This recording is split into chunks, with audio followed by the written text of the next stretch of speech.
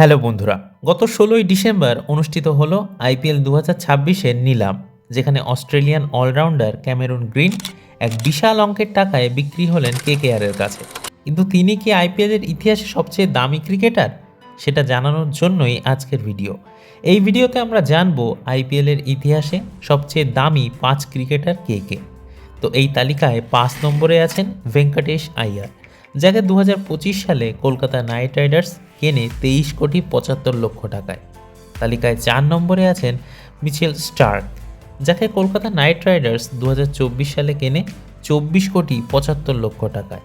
তালিকায় ৩ নম্বরে আছেন ক্যামেরুন গ্রিন, যাকে আবারও কলকাতা নাইট রাইডার্স ২০২৬ সালে কিনল ২৫,২০,০০,০০০ টাকায়।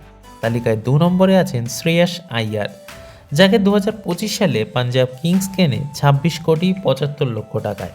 এবং এই তালিকার শীর্ষে আছেন ঋষভ পান্ত, যাকে ২০২৫ সালে লখনৌ সুপার জায়ান্টস কেনে ২৭ কোটি টাকায়।